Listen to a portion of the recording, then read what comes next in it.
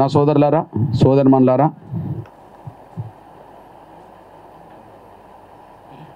SC రిజర్వేషన్ల వర్గీకరణ పోరాటం 3 దశాబ్దాలకు పైగా జరిగి ఒక లక్ష్యం నెరవేరిన సమయంలో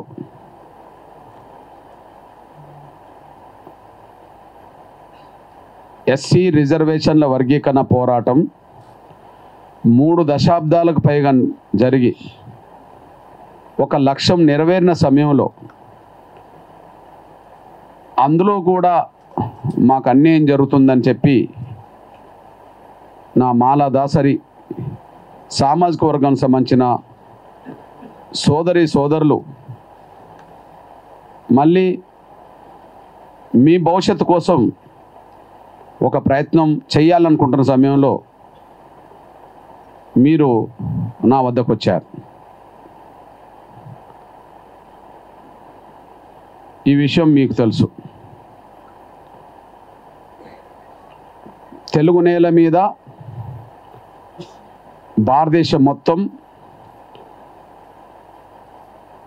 ఎస్సీ వర్గీకరణ పోరాటాన్ని గమనించింది, గుర్తించింది, ప్రభావితం కూడా అయింది. తెలుగు నేల మీద ఎంఆర్పీ చేసిన పోరాటం తెలుగు నేల మీద ఉన్న ప్రతి కులానికి తెలుసు, ప్రతి సంఘానికి తెలుసు, ప్రతి వ్యక్తికి తెలుసు. ఇది తెలుగు నేలనే కాదు, దేశాన్ని కదిలించింది, రాష్ట్రపతులను కదిలించింది, ప్రధానమంత్రులను కదిలించింది, సుప్రీంకోర్టు న్యాయ వ్యవస్థను కదిలించింది, ఈ దేశంలో ఉండబడే మెజారిటీ రాజకీయ పార్టీలను కూడా కదిలించింది. అయినప్పటికీ మీరు నాకు అందుబాటులోకి రాలేదు. ఎందుకు రాలేదనే ప్రశ్న మీరేసుకోవాలి. ఎందుకు రాలేకపోయిందని చెప్పి నాకు కూడా ఆలోచన రావాలి. నేను మీ దగ్గరకు వచ్చాను కాబట్టి మీకేదో అన్ని ఒరుగబెడతానని చెప్పి మీరు అనుకోవద్దు. మీకు అన్యాయం జరిగిన చోట నేను న్యాయం కోసం నిలబడతాను, అంతవరకు. మీకు అన్యాయం జరిగిన చోట మీకు న్యాయం కోసం నిలబడతాను. మీది ఒకరికి దోసిపెట్టాలని నేను అనుకోను, మీరు ఇంకొకరిది దోసుకోవాలని నేను అనుకోను. నా వరకు ఎవరి పట్లనైనా నేను గట్లనే ఉంటా. 30 ఏళ్ళ పోరాటానికి చిరునామాగా ఎంఆర్పిఎస్ ఉన్నది.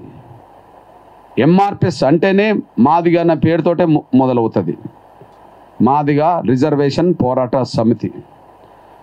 30 ఏళ్ళ పోరాటానికి చిరునామాగా ఎంఆర్పిఎస్ ఉన్న నా లక్ష్యం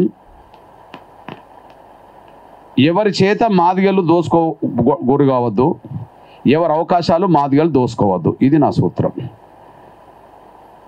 మాదిగల అవకాశాలు ఎవరు దోసుకోవద్దు, అట్లనే ఏ ఒక్కరి అవకాశాలు మాదిగలు దోసుకోవద్దు. మాదిగలకు రావాల్సింది మాదిగలకు రావాల్సిందే, ఎవరికి రావాల్సింది వాళ్ళకు రావాల్సిందే. ఇది నా సూత్రం. దానికి నేను కట్టుబడి ఉండి ఈ 30 ఏళ్ళ పోరాటం జరిగింది. అయితే మళ్ళీ మొదటికి వస్తున్నా, 30 ఏళ్ళ పోరాటానికి చిరునామాగా ఉండబడే ఎంఆర్పిఎస్ తెలుగు నేలను మొత్తం ప్రభావితం చేసిందా లేదా? ఎంఆర్పిఎస్ ఉద్యమం గురించి తెలియని కులం, తెలియని వ్యక్తి ఎవరైనా ఉంటారా? ఉండరు. కానీ 30 ఏళ్ళ పోరాటం తర్వాతను అన్న 94 జూలై 7న ఎంఆర్పిఎస్ ఉద్యమం మొదలై పోరాటం చేసి 2024 ఆగస్టు 1న 94 జూలై 7, 2024 జూలై 7కు 30 ఏళ్ళు. ఆగస్టు 1 అంటే 30 ఏళ్ళ తర్వాత. ఇప్పుడు మనం మీటింగ్ పెట్టుకునే సమయానికి 30 సంవత్సరాల తర్వాత 6 నెలలు గడిచిపోయింది. 30 సంవత్సరాల తర్వాత 6 నెలలు గడిచిపోయిన ఈ సమయంలోనే కారణాలు ఏమైనా అన్నా ఈ వర్గీకరణ ప్రక్రియలో మాకు అన్యాయం జరగకుండా చూడమని చెప్పి ఈ చివరి ఘట్టంలో మీరు నా దగ్గరకు వచ్చేశారు. కానీ పోరాటం జరుగుతున్నప్పుడు ఎందుకు రాలేదనే ప్రశ్నకు జవాబు లేదు. ఒకరోజు జరిగింది కాదు, ఒక సంవత్సరం జరిగి వదిలిపెట్టింది కాదు, పోనీ ఒక దశాబ్దం మాత్రమే జరిగింది కాదు. 3 దశాబ్దాలు తెలుగు నేలను నిరంతరం ప్రభావితం చేసిన అంశం వర్గీకరణ, ఎంఆర్పిఎస్ అంశం. అయినప్పటికీ మీరు ఎంఆర్పిఎస్కు అందుబాటులోకి రాకపోవడానికి కారణం ఏందో మీరు విశ్లేషించుకోండి. నేను కొంత విశ్లేషించుకుంటే నాకు అర్థమైంది ఏందన్నప్పుడు, ఓహో నేను మాదిగను కదా, ఈ వర్గీకరణ వ్యతిరేకించేది మాలలు కదా, వర్గీకరణను కోరుకుంటున్నది మాదిగలు కదా, వర్గీకరణ పోరాటానికి మాదిగలు ముందు వరుసలు ఉండవచ్చు, కానీ వచ్చే అవకాశాలన్నీ మాదిగల కోసమే కాదు, అందరికి పంచాలని మాత్రమే. వర్గీకరణ జరగాలని పోరాటంలో అగ్రభాగాన మాదిగలుగా ఎంఆర్పిఎస్ నిలబడవచ్చు, కానీ పోరాటం విజయవంతం అవుతే వచ్చే ఫలాలన్నీ మాదిగలకు దక్కాలని కాదు. ఈ 70 ఏళ్ళకు పైగా ఈ స్వతంత్ర భారతదేశంలో ఈ దళితుల్లో ఎవరికి అన్యాయం జరిగిందో వాళ్ళందరికీ న్యాయం జరగడమే వర్గీకరణ పోరాటం ఉద్దేశం. పోరాటం ఉద్దేశం అందరి కోసం పోరాటం నడిపింది ఎంఆర్పిఎస్. కానీ ఎంఆర్పిఎస్కి ఎందుకు అందుబాటులోకి రాలేదు అనే విషయంకి వచ్చేటప్పటికి నేను భావించుకున్నది ఏంటంటే, ఈ పోరాటాన్ని అడుగున అడ్డుపడుతూ వచ్చింది ఎవరు? మాలలు. మాలల్లో కూడా అందరా? కొంతమంది స్వార్థపరులు. కానీ కొంతమంది స్వార్థపరులే అయినా వాళ్ళు ఏ పేరుతో రోడ్డు మీదకి వచ్చారు అడ్డుకోవడానికి? డైరెక్ట్ మాలల పేరుతో రోడ్డుకు వచ్చారు.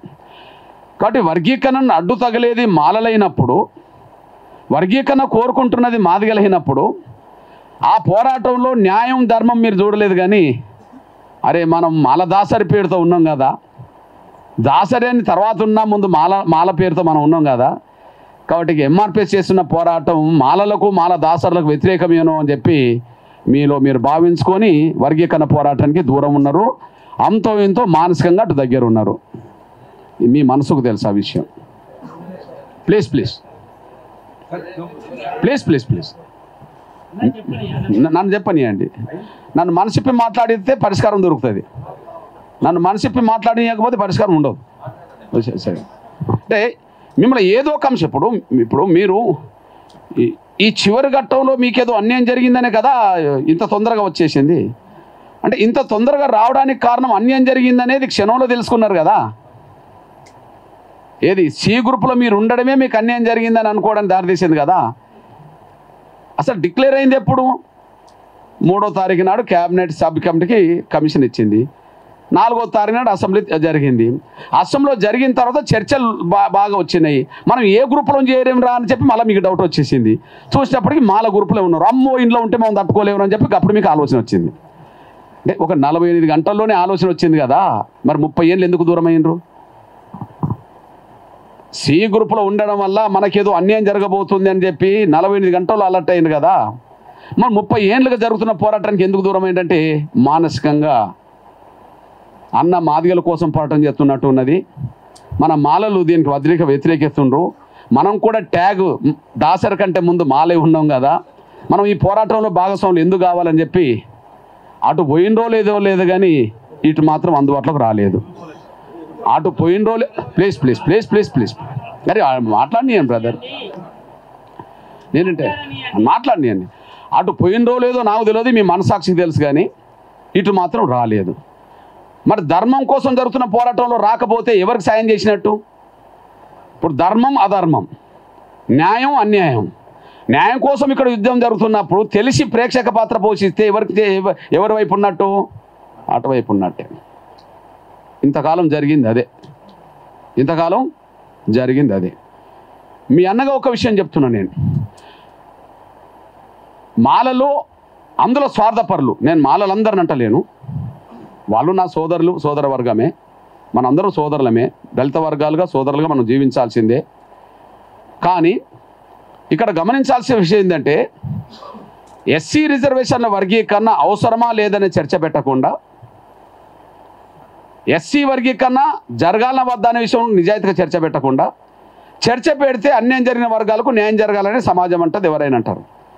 కానీ వాళ్ళు ఏం ప్రచారం చేసిందంటే, కృష్ణమాది గారు మాలలకు వ్యతిరేకం, కృష్ణమాది గారు మాలలకు వ్యతిరేకం, మాలల అభివృద్ధిని అడ్డుకోవడానికి, మాలల అవకాశాలు దెబ్బతీయడానికి కృష్ణమాది గారు మన మీద యుద్ధం చేస్తున్నాడు అని చెప్పి న్యాయమైన పోరాటాన్ని పక్కదారి పట్టించడానికి, ఇది మాదిగల మాలల మధ్యలో యుద్ధంగా చిత్రీకరించడానికి వాళ్ళు బాగా ప్రచారం చేశారు. సమస్య మీద చర్చ జరగనివ్వలే. సమస్య మీద చర్చ జరిగితే ఆటోమేటిక్గా అరే బీసీలో వర్గీకరణ ఉన్నది కదా, ఎస్సీలో వర్గీకరణ జరిగితే తప్పేందని అనడానికి దారితీస్తుంది. అవును, దళితుల్లో అన్ని కులాలకు మేలు జరగాలి కదా అని చెప్పి దారితీస్తుంది. చర్చ దానికోసం జరగకుండా కృష్ణమాది గారు మాలలకు వ్యతిరేకం, మాలల అభివృద్ధిని అడ్డుకోవడానికే వర్గీకరణ పోరాటం మొదలుపెట్టిందని చెప్పి జరిగిన ప్రచారం పతాక స్థాయిలోకి ఉండడంతో దానికి అందుబాటులో ఉండబడే మన కులాలు కూడా కొంత ప్రభావితమై, ఓహో ఈ వర్గీకరణ పోరాటం మన జాతులకు వ్యతిరేకమే అనే పద్ధతిలోనే కొంత అనుమానించడానికి అనుకోవడానికి కొంత దారితీసింది. అది మీ తప్పు కాదు, వాళ్ళు స్వార్థపరులు చేసిన ప్రయత్నం. ఓకే, కానీ అలర్ట్ కావాల్సిన సమయంలో అలర్ట్ కాలేదనే విషయం నా భావన, అదొక అంశం. ఇక మీ అన్నగా చెప్తున్నా, మీ సోదరుడిగా చెప్తున్నా, నేను ఎస్సీ వర్గీకరణ జరిగే పోరాటంలో అందరికీ మేలు జరగాలని కోరుకున్నా, కానీ నేనెప్పుడు వ్యక్తిగతంగా కూడా మాలలకు వ్యతిరేకం కాదు. నేనెప్పుడు వ్యక్తిగతంగా మాలలకు వ్యతిరేకం కాదు. నేను కొన్ని ఉదాహరణలు తీసుకొస్తున్నా. నేను వర్గీకరణ అడ్డు తగులుతామంటే అడ్డు తగిలేటోళ్ళు ఎవరైనా నాకు వ్యతిరేకమే, నేను వాళ్ళకి వ్యతిరేకంగా ఉంటా. ఎస్సీ వర్గీకరణను అడ్డుకుంటామనంటే నేను వాళ్ళకి వ్యతిరేకంగా ఉంటా. ఎస్సీ వర్గీకరణ వ్యతిరేకించిన వాళ్ళు నేను వ్యతిరేకిస్తా. కానీ నేను దళితుల్లో ఉండబడే అన్ని కులాలకు న్యాయం జరగాలని కోరుకుంటా. అట్లాంటప్పుడు నేను మాలలకు వ్యతిరేకం కాదు. నేను కొన్ని ఉదాహరణలు తీసుకొస్తున్నా. ఇప్పుడు వేదికలెక్కి మాలల గురించి మాట్లాడే వాళ్ళు ఎవరు కూడా మాలల కోసం ఆయా సమయంలో కష్టాలు ఉన్నప్పుడు వాళ్ళు ఎప్పుడు నిలబడలేదు. కానీ నాకు తెలిసి వివిధ సందర్భాల్లో